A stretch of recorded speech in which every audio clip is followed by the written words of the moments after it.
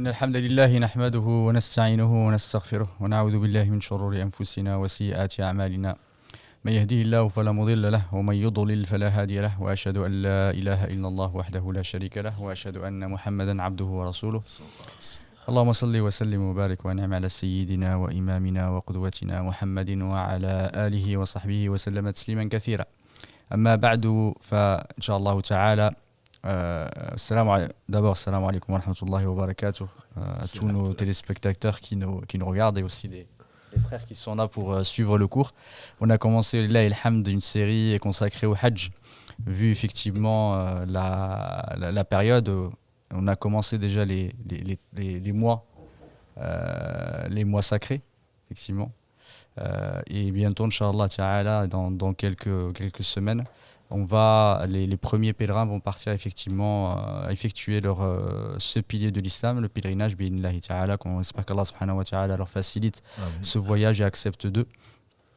La semaine dernière, on a commencé effectivement par l'étape préliminaire, effectivement, qui est extrêmement importante pour commencer le Hajj, celui de l'ihram, effectivement. On a parlé des différents ansak, des différentes typologie ou type de rites. On a parlé de tamattu', de l'qiran, de l'ifrad. On a dit que le tamattu', effectivement, le fait de faire la umrah et après le hajj était la meilleure façon de le faire. D'ailleurs, c'est une des façons les plus simples aujourd'hui d'effectuer le hajj. Et on avait commencé par l'acte de l'ihram qui est la niyya. Et on a énuméré effectivement toutes les conditions du ihram, les interdits aussi du ihram. Et on est arrivé, on a aussi évoqué d'autres éléments, mais on est arrivé juste avant, alhamdoulilah, le commencement de la Umrah, dans le cadre du Tamattu'. Et ça va être, Inch'Allah, le sujet de notre live aujourd'hui, c'est comment on effectue la Umrah de façon générale, alhamdoulilah, pour celui qui y va, parce que ça va marcher pour les deux, celui qui fait le Tamattu', mais aussi celui qui fait une Umrah. Du coup, Cheikh, barakallahu fih. Salam alaikum, Cheikh. Jazakallahu khairan pour ta présence, effectivement, pendant ce live, et pour tes explications claires et qui va nous permettre, alhamdoulilah, de nous savoir un petit peu plus sur la façon de faire ce pilier, de la façon de bien l'accomplir. Barakallahu fik, et je te laisse, Allah ta'ala, commencer effectivement le cours. Bismillah, alhamdulillah, wa salatu wa salam ala rasulillah. Donc, barakallahu fik, Mohamed, d'avoir organisé donc ce cours on est dans le 3e épisode. On sait que le Hajj, alhamdulillah, est un pilier, comme tu l'as rappelé, très important. Et donc, il mérite, comme toute adoration, une science et ensuite une mise en pratique, puisque la science de ce que l'on pratique comme adoration est indispensable, comme l'a dit le prophète sallallahu alayhi wa sallam. Talabul ilm farida ala kulli muslim. Donc, rechercher la science est une obligation pour chaque musulman. Par conséquent, on se doit donc de bien comprendre, et c'est pour cela que nous sommes là, alhamdulillah, pour accompagner les futurs pèlerins, que ce soit ceux de cette année ou plus tard. Comme tu as dit, la Umrah, les piliers donc, de la Umrah sont de 3. Donc les Hiram, dont on a parlé la semaine dernière. Il y a donc ensuite le Tawaf. Et il y a le Sa'i, entre Safa et Marwa. Donc pour celui qui fait que la Umrah, alhamdulillah, ou qui la sépare également du Hajj, donc Tamattu', ou qui l'inclut, de toute façon. Donc on est arrivé par l'un des miqats. Donc, soit on l'a fait dans l'avion, hier soir, la semaine dernière, on était dans l'avion, voilà, ou alors on est venu par bus, de Dhul Hulayfa, pour ceux qui sont passés d'abord par Médine. C'est les deux possibilités pour, en tout cas, les pèlerins d'Europe, en tout cas de France. Voilà. Donc là, on va arriver, Inch'Allah, à la Mecque, et on est déjà en état d'ihram. C'est la raison pour laquelle on fait semblant déjà d'être en état d'ihram pour très peu de temps, Inch'Allah, et qu'Allah accepte les pèlerins d'hier et d'aujourd'hui. Donc on va arriver à la Mecque, alhamdulillah, par n'importe laquelle des voies, et donc on va aller directement à la maison sacrée. C'est ce pourquoi on est arrivé. Il n'est pas exclu non plus qu'on puisse transiter par l'hôtel. Ça, il faudrait pas. C'est pas parce qu'on est rentré par la Mecque qu'il faut absolument aller au Haram. Mais bien entendu, on est supposé soit aller directement au Haram, soit on va à l'hôtel déposer donc ce qu'on a à faire, régler les petites affaires, et ensuite venir donc pour faire sa Umrah, donc en commençant par le Tawaf, donc le Tawaf d'arrivée. Donc Tawaf al-Qudum, et donc on va arriver à à la Kaaba. Quand on voit la Kaaba, bien sûr, pour ceux qui la voient pour la première fois, même pour la énième fois, c'est toujours un profond respect, une grande vénération, parce qu'il faut savoir que Allah l'a béni et n'est béni que ce qu'Allah a béni. Je recommande vraiment, ce n'est pas du tourisme qu'on va faire, on va faire une adoration. Donc c'est la première maison, comme Allah le dit, subhanahu wa ta'ala, c'est la première maison qui lui a été dédiée, qu'il a acceptée sur son ordre, donc construite par Ibrahim alayhi salatu wassalam et son fils Ismaïl. Donc en arrivant, donc, avec quel que soit, on rentre généralement par Bab Salam, je ne sais pas quelle est l'organisation pratique, mais peu importe. On arrive donc à la Kaaba en état d'ihram. On sait que pour les hommes, et on va peut-être le montrer, mais c'est relativement facile à faire. Donc c'est 2 pièces, comme on a dit la semaine dernière. Pour les femmes, c'est tout. C'est leur habillement normal, sauf donc, le visage et le visage et les gants. Voilà. Donc qui ne doivent pas être couverts, de toute façon. Et donc, une fois qu'on arrive, on va commencer par, si on arrive à trouver une prière en cours, parce que ça peut toujours arriver, on fait la prière avec eux. Il ne faut pas trop se compliquer la vie. Et si on arrive entre 2 prières, donc on va directement à la Kaaba. Et donc, on va commencer le tawaf, qui est le premier élément de cet endroit, ou le deuxième plutôt, le tawaf, donc le qudum. On va commencer directement, si on peut. Avec le Covid peut-être, mais si on ne peut pas, on se met, alhamdulillah, tout a été très bien indiqué, du début comme à la fin. Et par conséquent, soit on est au rez-de-chaussée, entre guillemets, donc il y a des lampes vertes qui indiquent, que ce soit au premier niveau, au rez-de-chaussée, que ce soit au premier ou au deuxième, des lampes vertes qui indiquent donc l'aliment de la pierre noire. Et c'est le point de départ. Donc on n'a pas besoin de se précipiter, tout est très bien expliqué, c'est simple. Donc on arrive au point noir, la pierre noire plutôt. Quand on est au rez-de-chaussée, ce qui m'étonnerait, mais si c'est possible d'y arriver, on baise la pierre noire, si on peut, on l'embrasse. Et encore une fois, comme l'a dit Omar ibn Khattab, pierre noire, tu n'es qu'une pierre. Si je n'avais pas vu le prophète sallallahu alayhi wa sallam t'embrasser, je ne t'aurais pas embrassé. Donc il faudrait savoir qu'on ne va pas pour adorer la Kaaba. On en a parlé peut-être au début, et il faut insister dessus. La Kaaba est donc un élément, une maison qui ne peut rien pour elle-même. On l'honore parce qu'Allah l'a honoré. Et donc, on embrasse la pierre noire si on peut. Sinon, on pose la main dessus, sur la pierre noire. Et encore une fois, avec les bousculades et le reste, ça va être très difficile de le faire. Le plus important, justement, c'est de savoir que Allah a facilité les choses. Donc, il faudrait bousculer l'esprit même du tawaf et du hajj en général. Si on veut bénéficier donc, du pardon d'Allah, de l'acceptation de l'œuvre, il faudrait vraiment ne pas ni élever la voix, ni bousculer quelqu'un, ni par la voix, ni par les gestes. Et donc il faudrait être extrêmement précautionneux, surtout quand c'est vraiment de la patience, quand on a affaire à un certain nombre de gens qui sont ignorants et qui voient pas l'esprit plutôt, qui voient que la lettre. En tout cas, c'est très bien d'en reparler. De parler de ce sujet, parce que plusieurs effectivement des pèlerins ils y vont et ils ne voient que ça. Parfois ils ont, alhamdoulilah, ça vient d'une bonne intention, alhamd. Après effectivement les intentions parfois peuvent mener à des actes irréparables, et les ulama effectivement ils disent que le fait d'embrasser la pierre noire est une sunna. Le fait de préserver les autres et préserver sa vie est une obligation, et l'obligation est toujours prioritaire par rapport à la sunna. Du coup, les gens, s'ils reconnaissaient vraiment l'esprit, comme tu as dit, plutôt que s'attacher parfois à la lettre, ils ne s'approcheraient même pas, parce qu'effectivement, ils se mettent en danger, ils mettent aussi en danger les autres. Et parfois, on voit aussi des disputes, etc., comme tu as dit.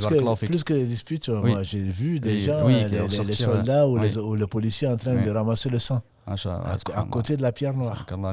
Voilà, donc Allah nous préserve et... Amin. Effectivement, barakallahu fik de l'avoir rappelé, il faut qu'on le rappelle, parce que ça a arrivé plusieurs fois qu'il y a des frères, malgré les conseils, ils y aillent, effectivement, se mettant en danger, en mettant en danger les autres. Parce que le prophète alayhi salatu wassalam l'avait bien dit à un de ses compagnons, il lui avait dit effectivement qu'il était fort et assez imposant.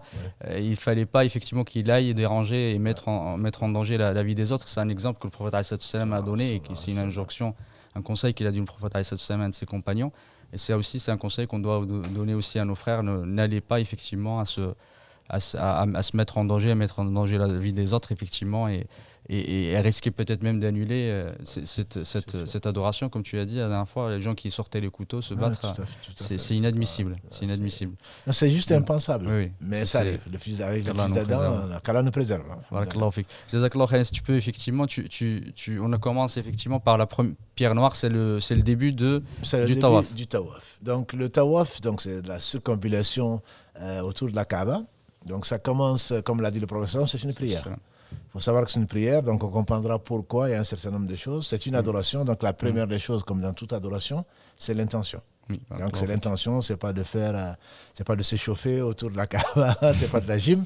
Donc c'est vraiment l'intention qui n'a pas besoin, comme on l'a vu dans la prière ou autre, qui n'a pas besoin d'être formulée. Donc c'est vraiment dans le cœur, on sait pourquoi on est arrivé jusque-là. Donc devant cette maison magnifique, donc on a l'intention de suivre la sunna du prophète sallam pour plaire à Allah seul dans le cadre donc de la Umrah qu'on s'est imposé et que, alhamdulillah, l'invitation d'Allah subhanahu wa ta'ala, donc on n'a pas besoin de formuler quoi que ce soit. L'intention est dans le cœur. On a dit, il est sunna de toucher la pierre noire si on peut, de l'embrasser sinon de la toucher. Et dans un hadith d'Ibn Omar disait qu'effectivement il avait touché, il avait embrassé la main. Tout à fait, le fait de le toucher, parce que ce qu'il faut comprendre, c'est qu'ils seront proches, mieux regarder sur Internet, parce que pour être vraiment proche, c'est compliqué, très compliqué, et en plus les gens, celui qui rentre la tête, souvent soit il laisse la tête, soit il laisse le corps. Voilà, donc on le retire de là, et ils n'ont pas compris que l'esprit n'est pas là, et ils oublient les milliers de gens qui attendent. Donc parfois ils ont l'impression probablement de faire tous les doigts, ils pensent qu'ils sont au paradis. Voilà, donc si on a l'occasion, c'est vraiment, il faut le faire de façon la plus éphémère possible et penser aux autres. Donc soit on a, alhamdulillah, Allah donne ce qu'il veut à qui il veut, on arrive à rentrer la tête et l'embrasser, soit alors on met la main, comme tu l'as dit, et embrasser la main. Sinon, à n'importe quelle distance, on lève juste la main au niveau donc, de la lampe verte. Et on est donc en perpendiculaire à la pierre noire. On lève la main, on dit Bismillah, Allahu Akbar. Bismillah, Allahu Akbar. C'est comme si, alhamdulillah, Allah subhanahu wa ta'ala nous a permis de le faire. Et donc l'islam, il a facilité. Et après ça, c'est le premier pilier du tawaf. L'intention, je dis. L'intention. Ensuite, il est sunna de lever la main, dire Allahu Akbar. Tout ceci en état d'ihram, bien entendu. Voilà, pour les femmes, le problème ne se pose pas. Et donc ensuite, il y a d'autres piliers sans lesquels le tawaf n'est pas valable. Parmi lesquels, donc, on a commencé par dire, le prophète sallam, il dit que le tawaf, c'est comme une prière. C'est les conditions, tu veux parler des conditions les conditions du tawaf, plutôt. Les conditions du tawaf, voilà. Parmi les conditions du tawaf, c'est comme la prière. Exactement. Simplement qu'on peut parler, et quand on parle, on dit que du bien. Oui, totalement. Voilà. Donc ça, il faudrait savoir qu'on n'est pas... c'est comme quand on écoute l'imam donc le vendredi, on est en prière, voilà, mais là, on ne parle pas. Là, il est permis de parler, mais de ne dire que du bien. Donc, la deuxième condition, c'est d'être en état donc, de pureté. D'état de pureté, puisque c'est comme une prière. Cela nous amène à, même si on a fait plusieurs tours et qu'on a perdu les ablutions, on se doit de sortir sans bousculer qui que ce soit, de refaire les ablutions et de revenir. Voilà, donc, et de commencer à nouveau au niveau de la pierre, noire, la lampe. Même si on avait fait 3 quarts du circuit, on recommence, donc on ne compte que le complet. Voilà. Donc ça, c'est la deuxième condition. La troisième condition, c'est que bien entendu, on ait couvert les parties à couvrir, les parties intimes. Juste en revenant à la pureté, c'est les deux. Ça veut dire qu'il faut avoir aussi ses ablutions. C'est que la pureté, effectivement, le hadath, et aussi effectivement, d'avoir effectivement de ne pas être en état de janaba ou en état pour les effectivement pour les sœurs aussi qui sont indisposées. Absolument. Et aussi les ablutions, ça veut dire qu'il faut avoir ces ablutions avant comme pour la prière. C'est exactement comme la prière, c'est que la sœur qui a été éprouvée et qui est indisposée n'a pas à faire. Voilà, barakallahu fik de le rappeler parce qu'on ne sait jamais, même si ça arrive dans le bus entre Médine ou même à pied, ça peut arriver. Alhamdulillah, c'est naturel. Mais il est interdit, comme il lui est interdit de faire la prière. Et c'est un bien pour elle. Effectivement, ça ne suffit pas. Il faudra avoir les ablutions. Donc, quand on perd les ablutions d'une façon ou d'une autre, il faut les refaire quand c'est faisable, quand c'est l'indisposition, bien entendu. On sort et on part. Voilà, on ne continue pas. Et on reviendra, Inch'Allah, quand Allah le voudra. Mais pour les hommes, par exemple, on doit refaire les ablutions. Encore une fois, je dis, il y a tellement de monde, même si cette année c'est assez limité, qu'on doit sortir. Sortir. Voilà, on doit sortir. Si une fois qu'on a perdu les ablutions, on arrête l'intention de faire le tawaf. Cela ne veut pas dire qu'il faut absolument bousculer les gens pour sortir. C'est ça que je veux dire. C'est qu'on peut se laisser glisser petit à petit pour sortir plutôt que de bousculer les gens, ce qui risque d'annuler notre pèlerinage. Voilà. Effectivement, juste par rapport à ce point, juste une précision, parce que ça arrive, c'est des choses qui peuvent arriver. Bien sûr. Il a commencé, il en a fait par exemple 5 ou 6, oui. Il perd effectivement ses ablutions, il va sortir pour aller refaire ses ablutions. Est-ce qu'il... Il y a la question quand il est au milieu d'un shout, ça veut dire du circulation, à quel moment est-ce qu'il repart là où il était, où il refait depuis la pierre noire, c'est le faire complet. Oui. Et la question aussi de se dire, est-ce qu'il doit refaire tout le tawaf, comme pour la prière d'ailleurs. Il n'aura pas fini. Oui. Quand tu as fait la 3e ou la 4e pour la prière par exemple, tu dois refaire depuis le début. Très bonne question, effectivement. C'est comme la prière, mais ce n'est pas la prière. C'est pas la prière. Si on a le nombre de tours complets, on le calcule. Le nombre de tours complet compte, oui. Et on le garde. Contrairement à la prière, effectivement, dans la prière, si on est même dans le tashahhud, qu'on a perdu les ablutions, on recommence toute la prière. Alors que là, le tawaf, si on en a fait 4, qu'on a perdu les ablutions, ou 5 complets, oui. On compte donc ce qu'on a fait, et quand on refait les ablutions, on revient à la pierre noire, oui. Au niveau de la pierre noire, et on complète à 7. On complète à 7, donc tour complet. Que ce soit 4 plus 3 ou 5 plus 2, peu importe, l'essentiel c'est qu'on a déjà fait et que les gens ne se posent pas de oui, mais comment je vais faire pour calculer. Alhamdulillah, c'est Allah facilite les choses. Donc ça, c'est pas... Donc il faut que les parties connaissent les ablutions. Donc on a dit, il faut couvrir les parties donc intimes, comme dans la prière.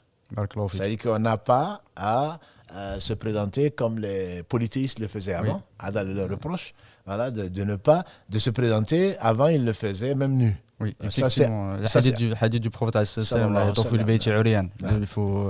donc ça, c'est absolument indécent, c'est impudique et Allah l'a interdit. De toute façon, il y a peu de chances pour qu'on puisse le faire sans passer par un hôpital psychiatrique. En tout cas, on risque d'être assez vite saisi. En revanche, ça arrive parfois que les gens qui mettent mal leur ihram. Ça arrive souvent. Et effectivement, ils ne couvrent pas toute la aura. Je parle d'en dessous des... C'est typiquement le cas en dessous du nombril. En dessous, tout à fait. C'est malheureusement, on voit des gens, on se demande effectivement, mais bon, on n'a pas à se poser des questions. C'est les Bédouins. C'est vraiment des Bédouins de France ou d'ailleurs. Hein, je veux dire, c'est pas parce que c'est les Bédouins que ce sont des Arabes. Des gens, effectivement, parfois, qui n'ont aucune pudeur. Voilà, quand on voit le nombril, on voit peut-être même en dessous. Bon, ça, bien entendu, c'est la aura qui n'est pas couverte. Non seulement c'est impudique, mais en plus, je veux dire, le tawaf n'est pas valable. Oui, voilà. Donc ça, il faudrait vraiment que les gens se rappellent. Et pas trop de stress. Bon, on va se mettre des aiguilles, on va se mettre des épingles, on va se mettre partout. Le plus important, c'est de veiller à couvrir donc sa aura. Et c'est relativement simple, alhamdulillah. Si tu peux juste rappeler la aura, parce qu'effectivement, certaines personnes, parfois, ils ont des doutes, ils ne savent pas. Parce que la aura est devenue un mot français maintenant. Ils doivent nous féliciter pour ça. Donc, c'est la partie intime de l'homme. Pour l'homme, c'est tout ce qui dépasse, c'est tout ce qui est entre le nombril et les genoux. Voilà. Mais il est déconseillé de ne pas couvrir les épaules. Et ça, on le verra, Inch'Allah, dans le Tawaf al-Qudum. Ce qui est conseillé de faire, ce qui est sunna. Mais la aura en temps normal, donc, et même là, hein, mais dans la prière et ailleurs, même quand on est en habit d'ihram, il faut couvrir les épaules. Le prophète sallam a déconseillé de découvrir, même si la prière reste valable. Oui, pour la prière, effectivement. Pour la prière. Je veux dire, par exemple, on est en train de faire le tawaf et on appelle à la prière. Qu'est-ce qu'on fait? On va pas continuer. On a fait l'appel à la prière, on continue à faire le tawaf. Mais une fois qu'on dit qad qamati salah, on s'arrête là où on est. Et comme on est autour de la Kaaba, alhamdulillah, tout est qibla. On n'a pas besoin de se diriger spécialement quelque part. On se dirige vers la Kaaba et on fait la prière. Voilà. Et ensuite, on reprend de là. On n'a pas besoin de repartir de la pierre noire. On reprend de là où on est et on continue donc le tawaf. Donc ça, c'est une des conditions. Une autre condition, c'est qu'il faudrait que le tawaf que l'on fait soit à l'intérieur de la mosquée sacrée. Même si c'est loin, parce qu'aujourd'hui, alhamdulillah, avec la Qibla, avec la Kaaba, on a la Kaaba, on a donc un peu plus loin, on peut avoir donc le rez-de-chaussée, si on peut l'appeler ainsi. On a un premier étage, on a même un deuxième étage. Même si c'est loin, mais il faut que ce soit à l'intérieur de la mosquée sacrée et pas à l'extérieur, ou qui n'est plus mosquée sacrée. Exactement. Et en plus, il faut faire attention entre entre le haram et la mosquée. C'est pas la même chose. Effectivement, il y a le territoire sacré. Ouais. Ça commence bien avant, en fait, l'arrivée à la prière. Tout à fait. Enfin, l'arrivée, pardon, à la mosquée. Ouais. Il faut vraiment que ça soit à l'intérieur, À en fait, l'intérieur, de à la l'intérieur mosquée. du haram, Oui. à l'intérieur plutôt de la mosquée. Les mosquées. Voilà, ça fait partie. Il y a également une autre condition, c'est les 7 tours.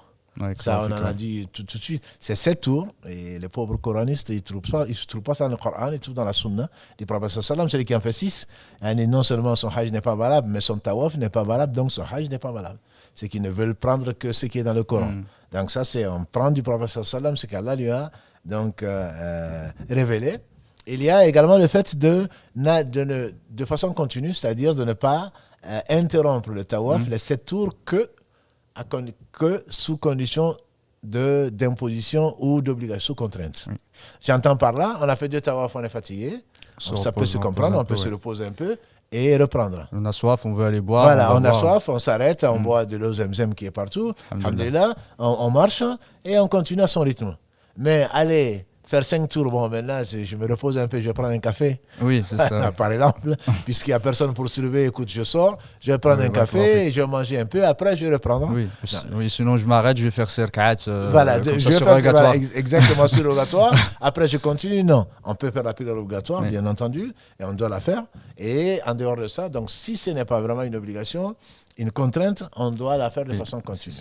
Voilà, ça, ce sont des conditions qui sont obligatoires pour la validité du tawaf, en espérant que je n'ai pas oublié. Là, je pense que tu as fait effectivement l'essentiel. Et une des sunnan aussi, est-ce que le fait de se rapprocher de la Kaaba est une sunna? Parce que quand on voit le prophète alayhi salam, si on suit la sunna du prophète alayhi salam, il était toujours à côté parce qu'il touchait à la fois la pierre noire, il a fait même sur le chameau, ou la monture, etc. Oui. Je ne connais pas là le fait d'être à côté. Bien entendu, si on peut toucher la pierre noire chaque fois, c'est une sunna. Chaque fois que l'on fait le tour, de toucher la pierre noire si on peut. Mais là, dans ces conditions, si on l'a vu une fois dans sa vie, je dirais que c'est très bien. Voilà. Parmi les sunan aussi, c'est le fait de toucher le coin yéménite. Oui, le coin yéménite, c'est, on n'a pas la carte ici, mais quand on prend la porte, prend la porte de la Kaaba comme point de repère, ensuite on a le Hijr Ismaïl, qui est le demi-cercle, qui fait partie de la Kaaba normalement. Comme l'a dit le prophète sallam, si je ne craignais, voilà, il y a Aïcha, si je ne craignais que ton peuple ne comprenne pas, ils viennent seulement de sortir de la Jahiliya, j'aurais cassé la Kaaba et je l'ai reconstruit sur les bases et j'aurais intégré le Hijr Ismaïl.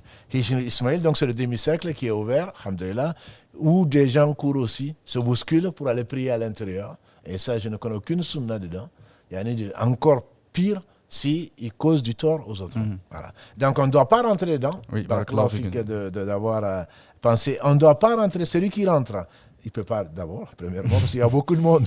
Et de toute façon, il ne pourra pas rentrer. Mais si dans le tawaf, dans un des tours, on a voulu faire vite, et qu'on est rentré dans le Hijr, le tour ne compte pas. C'est vraiment le tour complet, y compris donc le Hijr Ismaïl. Quand on dépasse le Hijr Ismaïl, le coin yéménite, c'est celui qui suit. C'est celui qui est entre le Hijr Ismaïl et la pierre noire. En fait, c'est juste celui avant la pierre noire. C'est celui avant la pierre noire. Voilà, c'est celui avant la pierre noire, c'est peut-être plus simple. Celui avant la pierre noire, le toucher est une sunna, mais ce n'est pas du tout une obligation. Oui. Et encore moins, mes frères et sœurs, ceux qui sont là en train de s'accrocher à la Kaaba. Ils ont même été obligés, je pense qu'on les voit sur les photos récentes, obligés de remonter l'habit. Parce que les gens s'accrochaient dessus. Oui, totalement. Et je ne dis pas les gens qui ont envoyé leur t-shirt pour frotter la Kaaba, pour la baraka, ou des choses comme ça. C'est vraiment, c'est pas ce sont des bid'at. Il y a vraiment pas à discuter. C'est vraiment des choses, ce sont des innovations qu'Allah nous en préserve. Et donc avec ce t-shirt, je ne sais pas ce qu'on va en faire. En tout cas, bref. Donc ça, c'est le tawaf avec les sunan. Quand on a terminé le 7e, il est donc sunna. On a oublié une sunna. Avant, c'était l'invocation entre le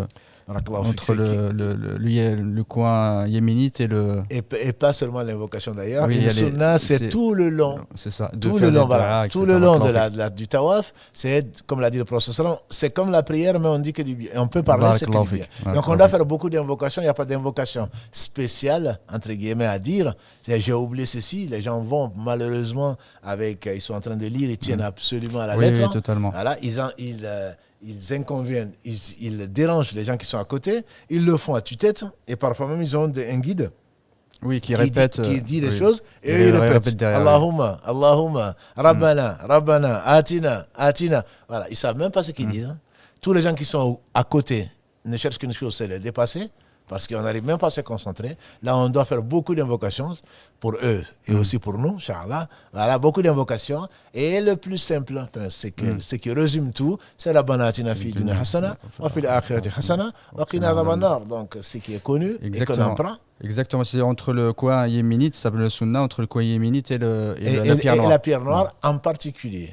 Mais durant tout le tawaf, il est bon d'invoquer Allah. Toute forme de dhikr, d'invocation surtout. La récitation du Coran également est permise. Oui, voilà. Totalement. Donc, alhamdulillah, si on a fini de réviser le Coran et qu'on n'a plus d'invocation à faire pour nous, alhamdulillah, au moins qu'on demande à Allah, Rabbana atina fi dunya hasana, oh Allah, notre Seigneur, donne-nous une belle part dans ce bas monde, belle part dans l'au-delà, et préserve-nous du châtiment de l'enfer. Donc, alhamdulillah, c'est une invocation qui résume tout. Et il est plus que conseillé donc de ne pas s'ennuyer, de faire beaucoup d'invocations. Et la meilleure, certainement, c'est la ilaha illallah, wahdahu la sharika la, et le reste, donc, subhanallah, alhamdulillah. Et c'est qu'on connaît le Coran et on peut revenir, si on ne connaît pas beaucoup, on peut toujours revenir dessus. Pour Allah ahad, c'est le tiers du Coran. Exactement. Voilà, donc il faudrait ne pas s'ennuyer encore moins, j'ai dit surtout aujourd'hui, des gens avec leur portable en train de faire des reportages, entre guillemets, sur WhatsApp, et regarde là où je suis. Yani, subhanallah, est-ce que dans la prière, peut-être qu'on va y arriver, hein, dans la prière avec des vidéos, ils sont là en train de faire des vidéos, en train de faire le tawaf.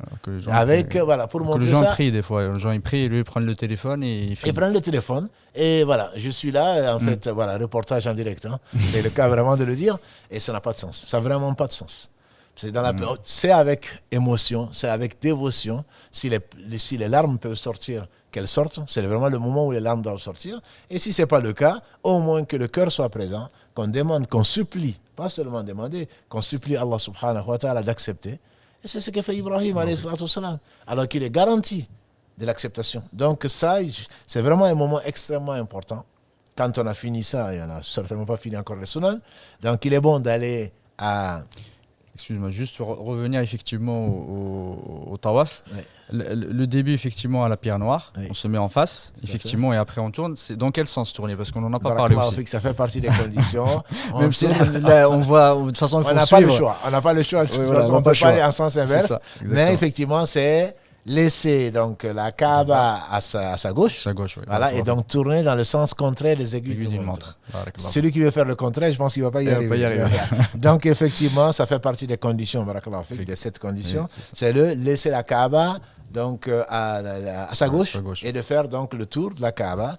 Et arriver à 7 et ça finit également, ça commence par la pierre noire et ça finit par la pierre noire. Barakallahu fik. Quand on commence effectivement, on voit beaucoup des fois des personnes qui lèvent les deux mains, ou parfois qui font effectivement, ils embrassent comme ça, ou ils embrassent la main, ou ils font comme ça. Exactement, c'est assez, disons, alhamdoulilah, ça fait sourire. Bon, c'est les gens qui ne savent pas, c'est pour cela que dans un pays comme l'Indonésie, pour ne pas faire de publicité, ne sont sélectionnés pour le Hajj que quand ils passent un examen. Oui, tout à fait. Et je trouve que ce n'est pas une mauvaise idée. Exactement. Bon, nous, on ne va pas le demander ici aux pèlerins d'ici, mais je pense que c'est une exigence, je trouve, que ce qui est salutaire. Ils ne sont sélectionnés que les gens qui ont passé l'examen et qui ont eu, bien entendu, l'examen. Parce que c'est une obligation. On n'y va pas pour le tourisme. Peut-être que tout ce que tu as fait avec tes 10 000 euros, peut-être qu'Allah n'a pas accepté. Donc, c'est vraiment important. Ceux qui ne savent pas, alhamdoulilah, ils ont... grâce à Allah, des gens qui savent, qui demandent ici, avant de partir, qui demandent aux gens qui les accompagnent, et même au haram, ce ne sont pas les savants qui manquent. Il faut poser les questions. Il faut poser les questions pour ne pas tout perdre. Du coup, juste avec la main, effectivement, la plupart des fois c'est compliqué, du coup on est loin. On lève la main et c'est tout, on dit Bismillah, Wallahu Akbar. On dit Bismillah, Allahu Akbar et on n'a pas besoin, parce que ça peut prendre 100 mètres là. Oui. Les gens ils commencent avant pour être sûrs. Oui, sûr de ne pas dépasser. Et donc ils continuent jusqu'à la porte. Oui, comme ça. Voilà, ils continuent. C'est en vidéo, ça va être assez amusant, mais bon. Si c'était pas plus sérieux que ça, on en aurait rigolé. Mais c'est. Du coup, ça c'est le premier, Bismillah, Allahu Akbar. Du coup, on tourne de toute façon tous les coins, le Chami et le coin le deuxième parce que Yéménite c'est le Yéménite avant troisième, j'ai oublié le nom. Effectivement, il n'y a rien, on fait rien. Il n'y a rien, sauf le dhikr jusqu'au point yéménite. Au coin yéménite, effectivement, soit on le touche, mais si on ne peut pas le toucher, on ne fait rien. On ne fait rien. Absolument. Au coin yéménite, on n'a pas besoin de le lever la main. saluer, de le saluer et encore moins bousculer les gens. C'est surtout cet esprit. Je pense que je ne dis pas c'est la partie la plus importante, mais vraiment se dire voilà ce qu'Allah subhanahu wa ta'ala a aimé, voilà ce qu'Ibrahim alayhi salam il y a comme des millénaires avant la naissance du prophète sallam, voilà ce qu'il a construit. C'est tout simplement très impressionnant. Et voilà c'est pourquoi Allah m'invite. Donc je viens visiter sa maison avec beaucoup de présence du cœur si c'est possible. Du coup, on passe le coin yéménite, oui. C'est le coin avant le coin de là où il y a la pierre noire. J'arrive à la pierre noire, je lève la main. Je lève la main. Est-ce que je dis Bismillah Allahu Akbar ou juste Allahu Akbar? Le Bismillah, c'est pour commencer. C'est pour commencer. Juste, Barakallahu fik, c'est Allahu Akbar et je continue. Non, j'arrive au coin, oui. Je le compte. Oui, je compte comme un tour et donc je continue les 7 tours. Voilà. Je n'ai pas besoin de m'arrêter spécialement. Et de toute façon, il faut savoir que quand on s'arrête, on risque d'être bousculé, on risque de gêner les gens. On risque de gêner les gens. C'est pour ça que même, comme on a dit, quand on perd les ablutions, le mieux, c'est de ne pas s'arrêter et de franchir. C'est vraiment de continuer de sortir petit à petit. Pour sortir par l'autre sortie, pas faire demi-tour. Exactement, surtout pas de demi-tour. Surtout pas de demi-tour parce qu'on risque sa vie. On risque sa vie parce que quelqu'un qui tombe dans le tawaf, je crains pour lui. Voilà. Donc c'est... Jazakallah khair. On commence effectivement, Bismillah Allahu Akbar, on fait le tour. Oui. On arrive au coin, à la pierre noire, on s'arrête, on me lève la main, Allahu Akbar, ça c'est un tour. Ça c'est un tour. Et on en fait autant. Jusqu'au 7e. 7e, après on s'arrête, on ne fait plus rien. On fait pas le nez, Bismillah, Allahu Akbar, on ne met pas au dernier. On ne s'arrête pas au dernier pour faire des invocations. Et sinon, de toute façon, on risque d'être emporté et il n'y a rien de bon dans ce qui ne suit pas la sunna du prophète sallam. On sort, on va aller, alhamdulillah, au puits Zemzem. Et ça, c'était avant. Parce que moi, je me rappelle, dans les années 80, quand on y allait, on descendait. Oui, pour aller voir. On descendait, maintenant, il n'y a pas à descendre, tout est fermé. Et donc, il y a des robinets partout. Et on doit boire donc, à satiété l'eau Zemzem. L'eau Zemzem, on se rappelle qu'Allah, c'est le cadeau qu'il a fait à Hajar. Donc, pour quand il essaie de trouver la seule. Et l'eau Zemzem, et c'est pourquoi on la boit. Donc je conseille aux pèlerins de la boire, même si elle n'est pas forcément glacée, de la boire, alhamdoulilah, et elle sert à pourquoi on la boit, donc en faisant beaucoup d'invocations, et en n'oubliant pas non plus qu'il y a des gens qui font la queue. Voilà. Parce que s'il ne faut pas rester là, je veux dire là que des gens sont là, ça peut être source de tension. On en boit, et il y a plusieurs points d'eau. Donc on peut boire, et alhamdoulilah, on est dans la source, donc on peut boire autant que l'on veut. Mais là, on boit à satiété, on va donc faire des invocations, spécialement à ce moment-là, parce qu'on boit de l'eau Zemzem, et alhamdoulilah, on la fera également à d'autres occasions. Et on doit faire, parmi les sunan, 2 raka à la Maqam Ibrahim. Maqam Ibrahim, c'est ce que l'on voit couvert où il y a une pierre qui portait la trace de son pied, alayhi salatu salam, donc qui est maintenant, heureusement, qui est englobé ou enveloppé, qu'on ne peut pas toucher. Parce que là aussi, on voit des gens avec leur ihram ou avec rien d'autre, en train de nettoyer. Au moins, ça ne doit pas être sale. Ça, j'en suis convaincu. Voilà, ici, ils accrochent. Ils sont là en train de nettoyer, alors qu'on ne leur a rien demandé. Je pense que c'est dans les années 60, à mon avis, qu'ils avaient mis le... Il me semble, c'est dans 67 ou... Qu'Allah bénisse les gens qui ont pensé. Celui qui a pensé, effectivement. Parce que vraiment, c'est une catastrophe. Quand on voit ce qu'il y a là-bas, moi, je me rappelle encore dans les années 80, quand les gens pouvaient encore faire 2 rakas. Aujourd'hui, si tu fais 2 rakas là-bas, alhamdulillah, on fait 4 takbirat, comme le disent les anciens, on prie sur toi, tu es mort.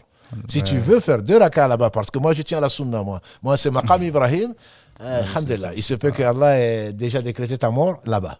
Et ce n'est pas du tout preuve de piété. Exactement. Donc là, on sait, alhamdulillah, Allah a facilité la religion, on fait 2 rakas n'importe où dans la mosquée. Juste pour expliquer effectivement Maqam Ibrahim, c'est comment le faire dans la sunna, non, mais là c'est compliqué de faire, c'est Khalf Maqam Ibrahim, c'est que c'est derrière, ça veut dire que le Maqam entre moi et la Kaaba, il y a Maqam Ibrahim. Tout à fait. Maqam Ibrahim, c'est juste au niveau de la porte. Oui. Au niveau de la porte de la Kaaba. Et donc, je fais derrière le Maqam Ibrahim, là où il s'est dressé, alayhi salatu wassalam. Et là, aujourd'hui, c'est impossible. Sauf si c'est pour le roi ou le prince, où on a vidé la Kaaba pour toi. Et ça, soit pour toi, soit c'est Internet, soit tu es rêvé. Parce qu'aujourd'hui, c'est pratiquement impossible. Et donc, là, n'importe où tu fais 2 rakas. 2 rakas. Et, alhamdulillah, Ce qui est sunna également, c'est de lire la Fatiha, Qul ya ayyuhal kafirun, Fatiha, Qul Allahu ahad. Mais ce n'est pas une obligation, il est sunna de le faire à ce niveau-là, comme dans le Fajr, par exemple. Donc ça, c'est possible. Ensuite, donc, on va à nouveau boire de l'eau Zamzam si tu trouves la place, faire des invocations, et donc on a fini ce tawaf-là avec les conditions et les sunan, si ma mémoire est bonne. Du coup, ça, c'est le premier pilier, enfin le deuxième pilier après les haram, la niya. Ouais. Et c'est le tawaf. Et là, on va commencer le troisième pilier. On va commencer le troisième pilier, donc il y a le sa'i entre Safa et Marwa. Et donc le sa'i en Safa et Marwa, il y a une partie historique, mais on n'a pas le temps certainement. On en a parlé, alhamdoulilah. Je pense que tu parles de l'histoire de Hajar. On en a parlé le premier cours. Qu'Allah la bénisse. Amin. Et donc une mère, encore, qu'est-ce que c'est qu'une mère, qu'Allah bénisse nos mères, est stressée en cherchant de l'aide pour son bébé, donc Ismaïl, et qui a fait donc, tu as raison, c'est 300 mètres, 7 fois, à la recherche de l'aide d'Allah, et l'aide d'Allah est proche. Effectivement, elle est venue, et donc par l'envoi de Jibril alayhi salam, et donc il a creusé par une de ses ailes donc le puits, donc Zemzem. Donc on va commencer, comme on dit, on va partir, donc on va commencer par là où Allah a commencé. Inna Safa wal Marwa min sha'airillah. Safa et Marwa font partie donc des signes, des symboles d'Allah. On commence par la Safa. Et donc on monte sur Safa, entre guillemets, qu'on ne monte pas. En réalité, il n'y a plus rien. Il n'y a plus rien, juste on peut regarder par-dessus et on voit ce qu'il en reste. Et encore pour combien de temps, Allahu Alam. Donc il ne reste plus de monticule, mais il y a des symboles. Donc tout est marqué. Ici commence Safa.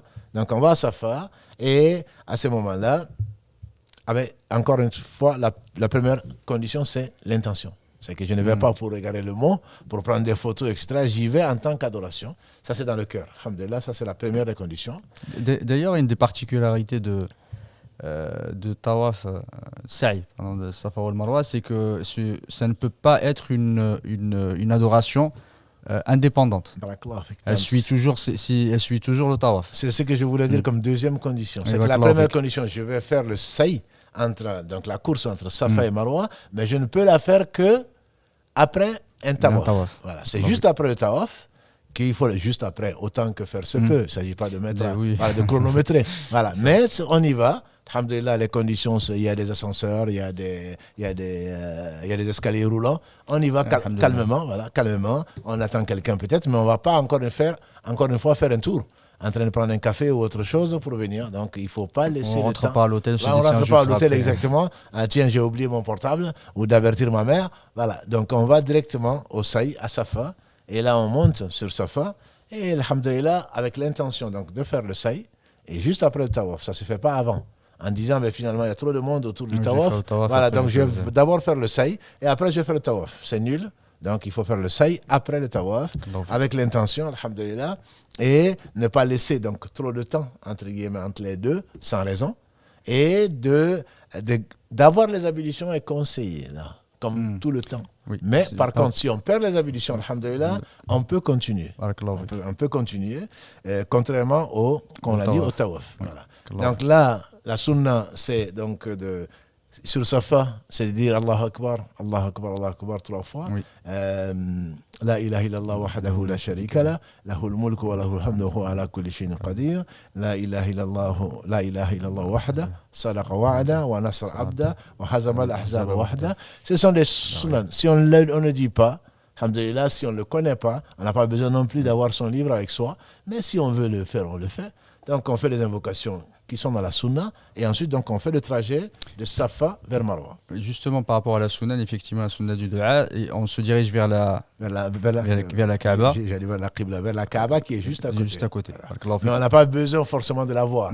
Parce qu'aujourd'hui avec les constructions, c'est pas évident. On se dirige. En tout cas, on le sait en fait avec les carrelages. On le sait avec les carrelages. Ce serait du carrelage, effectivement, elles indiquent le... Parce que là aussi, comme dans le tawaf, si on entend qad iqamati salah, on s'arrête et on prie. Et on voit les gens prier, on prie à côté d'eux et ensuite on continue. Donc on va faire ce trajet. Quand on va arriver à Marwa, c'est 300 mètres je pense à peu près entre les deux. À Marwa, pareil. On va donc invoquer Allah subhanahu wa ta'ala en face de la Qibla, en face de la Kaaba. Et ensuite on fait donc ce trajet-là. Pas 7 fois aller-retour. 4 fois Safa et 3 fois Marwa, si ma mémoire est bonne. Donc 7 fois les allers et retours. Voilà, au total. 7 fois aller-retour. On ne fait pas un aller-retour, ça compte pas 1. C'est un aller qui compte 1, Faire le 14 retour fois, compte non, 1. c'est voilà, tout à fait. Un aller, ça compte 1 et le retour compte le deuxième, etc. Et chaque fois qu'on est dessus, à Safa ou à Marwa, on se dirige vers la Qibla, on invoque Allah subhanahu wa ta'ala avec les doigts que Allah y effectivement, on arrive au Marwa, on fait la même chose, effectivement, ce qu'on a fait au Safa, c'est à ça? Safa, tout à fait. En te dirigeant encore une fois vers là. Et sur le trajet, faire beaucoup d'invocations. Et il y a une partie, peut-être qu'on reviendra effectivement sur un point qui est une sunna que j'ai oublié dans le tawaf Qudum. Je l'avais en tête, je me suis dit on allait en parler après. Donc là, il y a une série de lampes vertes où il est conseillé de presser le pas pour les hommes. Pour les hommes seulement. Et donc notre mère Aïcha disait, est-ce que vous n'avez pas à nous les meilleurs exemples? Les femmes n'ont pas à courir. Et on a, machallah, les jeunes ignorants en train de courir. On croit qu'ils sont en train de faire le 100 mètres. Non, il suffit juste de presser le pas. Et je suis sûr que Hajar n'a pas couru. C'est sûr, on dit que c'est l'endroit où elle a été tentée et donc qu'elle a, par Shaitan, et qu'elle a donc parcouru cette distance-là plus rapidement. En tout cas, d'après ce que je sais, c'est que ça correspond effectivement à une descente parce qu'avant, c'était pas tout plat. Ouais. Tout plat. Effectivement, ça correspond à une descente normalement parce que c'est 2 monts. Effectivement, la descente et le prophète effectivement courait à ce niveau-là et quand il est remonté, il marchait. Normalement. Tout à fait. On appelle ça, c'est presser le pas, c'est pas non plus une course. Il faut pas courir. Exactement. Enfin, on n'a jamais, à ma connaissance, ce ne sont pas les Arabes qui sont les plus rapides en course. Je ne crois pas. Enfin, en tout cas, dans les Jeux Olympiques ou ailleurs. Donc, non, il faut garder vraiment cet esprit. Et comme le disent les gens de science, c'est une adoration. Donc, c'est avec ponction, c'est avec compassion, c'est avec dévotion qu'on est là. Et c'est pas le moment non plus. On voit parfois des gens au téléphone encore. En train de se parler au téléphone la vidéo. Et le reste, subhanallah wa bihamdihi, Allah seul sait. De tous ceux qui ont fait le hajj, il en a accepté d'un seul. Donc il faut craindre, comme Ibrahim alayhi salatu salam, que Allah n'accepte pas Rabbana taqabbal minna innaka anta samiul alim. Alors que c'est le rapprocher d'Allah. Donc il faut souvent se rappeler que c'est une adoration et que Allah n'a besoin de rien. Donc plutôt le supplier et faire le dua, faire du dhikr tout au long. Et alhamdulillah, ça ne dure pas autant que cela. Et tout le monde est capable de le faire si on peut. Donc si on boite, on boite. Si on marche normalement, c'est à mieux. Et sinon, il y a les chaises roulantes, il y a des, entre guillemets, il y a des précautions qui ont été prises ou des aides pour cela. Alhamdulillah. Donc on marche à son rythme, on n'a pas à suivre forcément et on donne les points de rendez-vous à son groupe et tout le monde s'attend là. Et puis là, normalement, on a fini donc, le saï pour compléter donc, la Umrah. Du coup, on commence effectivement au Safa, on finit à Marwa. À chaque fois, on s'arrête, effectivement, on se dirige vers la Qibla, on peut lever les mains. Il y a un hadith d'Ibn Omar, effectivement, qui levait les mains pour faire les invocations. On fait les invocations, alhamdoulilah, on peut rester tant qu'on peut, tant qu'on veut, alhamdoulilah. Et effectivement, à la fin, est-ce qu'on fait des du'a ou pas quand on arrive au Marwa? Quand on arrive le dernier, on fait le du'a. Est-ce qu'on fait le du'a au dernier? On fait le doha dans les 6, entre guillemets. Oui, quand on arrive au 7e, on a fini. On a fini, on fait rien. Il n'y a pas de doha spécial où on s'arrête. Bon, parce que c'est la fin. Les gens, ils ont tendance à... Voilà. Mais à l'intérieur, on est en adoration. On a fini le 7e, donc c'est terminé. Là, à ce moment-là, on se désacralise pour ceux qui sont... Barakallahu fik. Du coup, on revient juste au tawaf par rapport à ce qu'on avait oublié, les sunnas, et après on termine par... D'accord, il y a une sunna pour les hommes. Là encore que pour les hommes en arrivant... On connaît aussi l'histoire, quand le prophète sallam, Allah, dans sa sagesse, a voulu quand ils sont arrivés à Hudaybiyah et qu'ils ont voulu aller juste faire la Umrah, que les Mécois polythéistes leur ont refusé. Ils ont quand même signé le pacte de Hudaybiyah qui leur permettait de revenir l'année d'après pour la Umrah. Quand ils sont venus, et Allah sait tout, il a révélé au prophète sallam que il y a ce que les Mécois disaient. Les Mécois sont sortis comme promis, ils sont sortis sur les monts ou sur la montagne autour. Ils ont dit, regardez, ces Médinois, entre guillemets, ils sont venus fatigués pas la peste, mais avec la maladie, etc. Et le prophète sallam a demandé à ses compagnons d'accélérer le pas. Donc, ce qu'on appelle le ram. Et donc, quand on arrive, voilà, il y a 2 sunan dedans. Le fait de faire les 3 premiers tours sur les 7 pour le tawaf al-Qudum seulement, pour les 3 premiers tours, à un rythme en petite foulée. Une petite foulée avec les pas rapprochés. Voilà, avec les pas rapprochés et rapidement. encore une fois, avec le monde qu'il y a, je ne suis pas sûr qu'on puisse faire une petite foulée. Je ne suis pas sûr. Mieux vaut faire semblant et surtout faire donc la sunna dans sa tête, dans son cœur, plutôt que de bousculer les gens. Parce que la petite foulée, j'en ai pas vu beaucoup. C'est compliqué. Sinon, on fait du surplace. Voilà, c'est pratiquement impossible. C'est une sunna, ça veut dire que c'est important, mais en même temps, ce n'est pas une condition. Donc ça, c'est une sunna pour seulement le tawaf d'arriver. Bon, ce qui est également une sunna, c'est donc pour le tawaf d'arriver, c'est donc l'habit de l'ihram, donc c'est de montrer l'épaule droite. Si tu peux nous montrer. Voilà, si je reconnais l'épaule droite, c'est bien ça. Donc, c'est de faire passer l'ihram comme ça. Et de montrer l'épaule droite, ce qui ne veut pas dire, c'est là seulement où c'est permis, alors que dans la prière, normalement, il faut cacher. Donc, on montre l'épaule droite et on le fait donc pour le tawaf d'arrivée.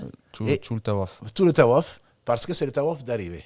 Et ensuite, pour la prière, et pour ailleurs, il faut donc se couvrir. Voilà. Si on oublie, alhamdoulilah, Allah ne nous en veut pas, mais on verra.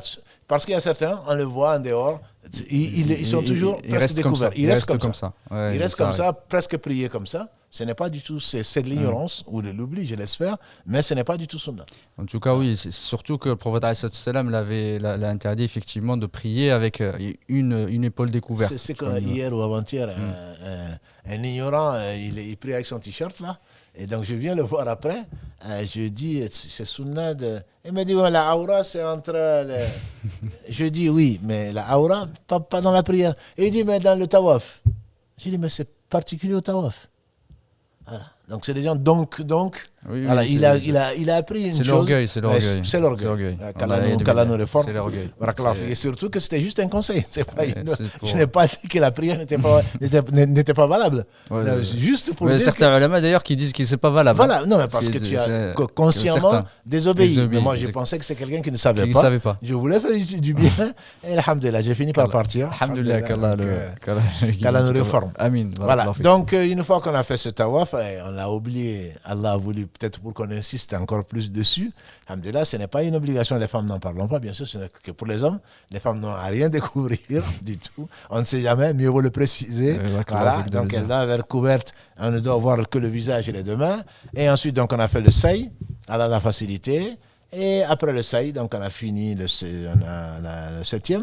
Et on se coupe on soit fait une coupe, soit on se rase. Si ce n'est que la umrah. Si on pense quelques jours après faire le hajj, à ce moment-là, donc on peut se couper les cheveux, mais le prophète sallam a dit au moins pour la umrah, il a dit qu'Allah fasse miséricorde aux gens qui se sont rasés, les gens qui sont coupés les cheveux, ils ont dit les gens qui sont coupés aussi, il a dit qu'Allah fasse miséricorde aux gens qui se sont rasés, ils ont dit les gens qui sont coupés aussi. Et la troisième fois, il a dit qu'Allah fasse miséricorde aux gens qui se sont rasés.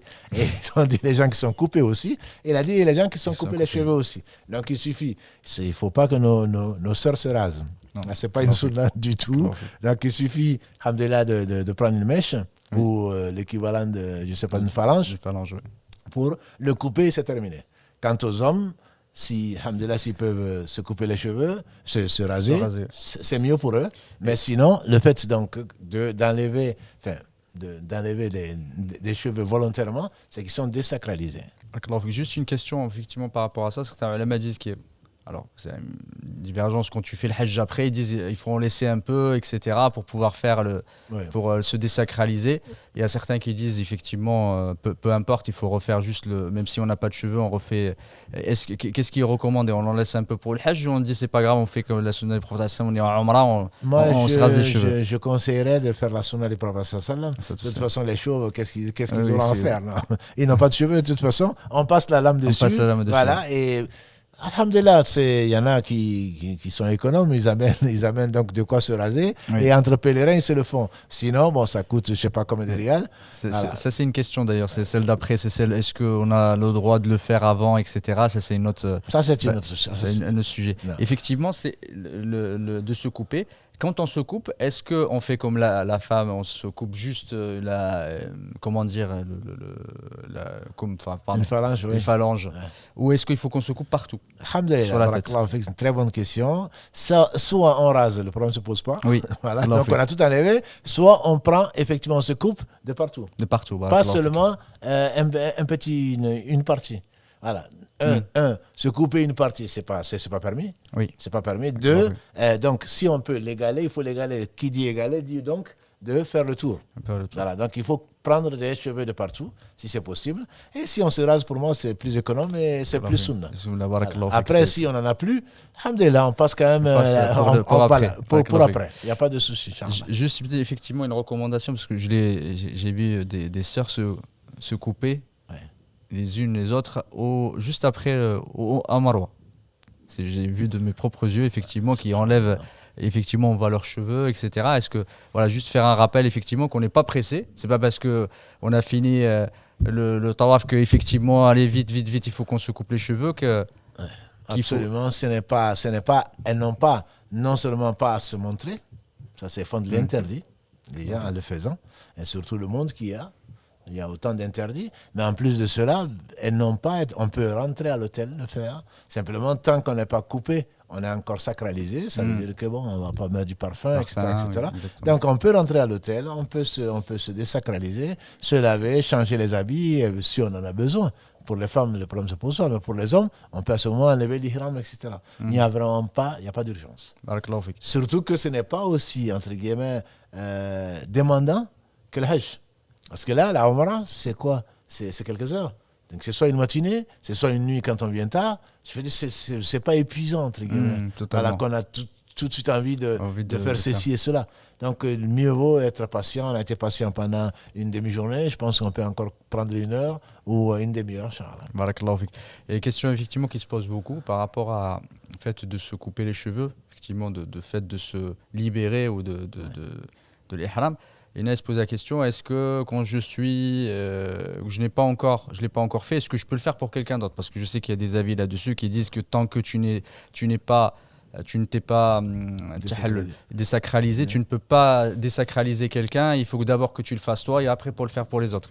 Est-ce que c'est quelque chose qu'on doit faire, qu'on doit éviter ou... Comme tu dis, s'il y a divergence, de toute façon, mieux vaut éviter. Ça, c'est toujours le mieux. Après, chacun a ses arguments. Chacun a ses arguments. Mais une fois que tu as fait, que tu as fini Marwa, tu peux raser quelqu'un et vice-versa. Après, bon, si les savants divergent, qui sommes-nous pour choisir les avis dessus? Voilà. Du coup, vaut mieux le faire pour soi. Pour soi et ensuite le faire pour quelqu'un d'autre. Au moins, on sort de la divergence. Barakallahu On fik. sort de divergence. Jazakallahu khairan. Ouais, ok. Est-ce qu'il y a d'autres éléments effectivement qu'il faut éviter pour toi, est-ce qu'il y a des sunan ou est-ce qu'effectivement on a englobé tous les éléments relatifs à la Umrah du bon accomplissement de la Umrah? Je pense, Wallahu alam, que si on reste surtout dans l'esprit, et ne pas voir que la lettre, on a pu oublier peut-être des choses. Ouais. Mais le plus important, les conditions ont été dites, tant du tawaf que du sa'i. Mais après, les sunan, pour moi, c'est surtout la présence du cœur. Il ne faut pas oublier, c'est vraiment le plus important, puisque c'est pour cela qu'on y va. Après, je ne vois pas quel sunan on a oublié, mais il y en a peut-être. Je ne sais pas s'il y a des questions. Oui, salam alaikum, barakallahu fikum pour votre éclaircissement sur le Hajj et la Umrah. Il y a une question, alors ça va être peut-être difficile à y répondre, mais elle a été posée, on va essayer d'apporter quelques éclaircissements dessus. Quelle est la durée de la Umrah? Alors, peut-être à partir du moment où on met les haram, je ne sais pas, donc je ne sais pas si on peut répondre à cette question. Et ça dépend si tu viens à pied. du point des rames, tu vas mettre plusieurs jours pour y arriver. Maintenant, si la durée d'une Umrah, si on la prend du Tawaf Qudum et faire le sa'i, ça dépend de la densité aussi. Donc, celui qui veut faire la Umrah pendant le Ramadan, on sait que c'est récompensé comme si on avait fait le Hajj avec le prophète sallallahu. Donc, il y a énormément de monde. Voilà, donc ça dépend vraiment de la personne, ça dépend de la période. Ça dépend du moment de la journée. Du moment de la journée, il est sûr que avant le Fajr, tu prends moins de temps Moi, je dirais en moyenne, je dirais une matinée. Ou une après-midi. J'ai oublié, ça dépend aussi si tu es accompagné ou pas. Quand tu es tout seul et que tu es jeune, ça peut aller très très vite, mais quand tu accompagnes un groupe, parfois il faut attendre, etc. Du coup, ça dure plus longtemps. Ça dure plus longtemps. Mais moi, je dirais en moyenne, il faut compter la matinée. Ça peut se faire en 3 heures. Ça dépend de, comme il a dit Mohamed, ça dépend de avec qui tu es, si tu es en forme, si tu n'as pas d'obstacle. Voilà. Oui, donc, ça dépend si tu l'as fait à quel étage. Exactement. Est-ce que c'est en bas où tu l'as fait. Parfois en haut, tu vas plus vite. Même si le périmètre est plus long, mais tu l'as fait plus vite parce qu'il y a moins de monde. Exactement. Voilà. Donc, c'est difficile vraiment de répondre à cette question-là, mais alhamdoulilah, quand on y est, je pense qu'on n'est plus à 1 minute près. En tout cas, par rapport au Hajj ou Tamattu, il ne faut pas attendre, quand on le fait, il ne faut pas attendre le 8e jour ou le jour de Arafat pour commencer à se dire non, il faut que je fasse la Umrah. Ça, c'est sûr. De toute façon, on sait que, comme on le verra la semaine prochaine, le 8 de l'Hijjah, on va quitter la Mecque. Donc, on va, pour celui qui a fait le moteur, donc il va se désacraliser après le Saï. Maintenant, on est à Safa, on est à Marwa, on s'est désacralisé. Donc, il ne faut pas attendre. Une fois qu'on arrive, le plus tôt, pas se débarrasser, mais le plus tôt serait le mieux. Serait le mieux donc, pour faire la Umrah. Ensuite, donc, on va à l'hôtel, on est désacralisé. Tout ce qui était interdit devient permis. Ça, c'est ça la désacralisation. Alhamdulillah, tout ce qui était interdit, que ce soit les relations si on est avec son épouse, que ce soit le parfum et tout le reste. Le mariage, exactement. Tout ceci devient donc permis. Une autre question, c'est quand on arrive donc à Mecca, quand on rentre à Masjid al-Haram et qu'on voit pour la première fois la Kaaba, est-ce qu'il y a une invocation à faire et obligatoire ou pas obligatoire? Obligatoire, non. Il n'y a pas d'obligation, mais il est clair, ça a été rapporté en tout cas, quelle est la valeur du hadith, ça a été rapporté que quand on arrive pour la première fois qu'on voit la Kaaba, il y a une invocation, mais moi je dirais l'invocation... Le hadith est très faible. Voilà. Donc le hadith étant très faible, mais qu'on fasse une invocation, ça c'est permis, de toute façon, mais obligatoire, certainement pas. Obligatoire, certainement pas. Que l'on voit la Kaaba, que l'on soit déjà magnifié, que l'on soit enthousiaste, que l'on soit content, satisfait de son Seigneur de nous avoir appelés, ça c'est le minimum, je dirais, qui est demandé au cœur. Ensuite, que l'on demande à son Seigneur de nous faire entrer au paradis, alhamdulillah. On doit le faire partout, n'importe quand on se sent sincère. Après, dire qu'il faut absolument demander quelque chose à la Kaaba, sûrement pas. Donc il faut faire attention aussi aux termes, parce qu'il y a beaucoup de livres, de brochures. Exactement. Les vrais livres de fiqh ne diront jamais ça. Mais ils ont reproduit un certain nombre de choses et on a écrit beaucoup de choses qui n'ont pas été vérifiées. Comme tu dis, le hadith est très faible, donc on n'a pas à, surtout, il faut lire si on peut, le sens et voir qu'on ne demande rien d'autre qu'à Allah seul. On y va, donc on ne va pas demander ni à la Kaaba, ni à Mohammed sallam, ni à ceci, à cela de se protéger ou de quoi que ce soit. On s'adresse à Allah seul. Et il m'est même arrivé de demander, de faire des doigts presque en me cachant de la Kaaba. Parce que quand on voit les gens, on a l'impression que s'ils ne voient pas la Kaaba, ils ne font pas d'invocation. Il faut vraiment faire attention. En même temps, c'est très simple, il faut rester ce qu'on est. C'est à Allah qu'on demande. Il y a un Rabbul Kaaba. On ne demande pas à la Kaaba. On jure par Allah et on peut demander donc au Seigneur فَلْيَعْبُدُوا هذا البيت رب هذا البيت. Donc qu'ils adorent, il y a Quraysh, qu'ils adorent le Seigneur de cette maison-là. Donc donc c'est à Allah qu'on s'adresse où qu'on soit. C'est pas parce qu'on est dans la Kaaba avec tout le respect qu'on lui doit. Comme l'a dit le prophète sallam, je sais combien tu es sacré chez Allah, mais l'honneur du musulman ou le sang du musulman est plus sacré chez Allah que toi. Exactement. Voilà. Donc il faut le respecter, bien sûr, il faut respecter tout musulman, comme là il n'y a que des musulmans, toute personne qui est là est une personne, Allah seul sait combien elle est sacrée. Donc ça, c'est surtout ça, si on peut éviter de faire du mal à qui que ce soit, pour moi on aura gagné, alhamdulillah, surtout en arrivant.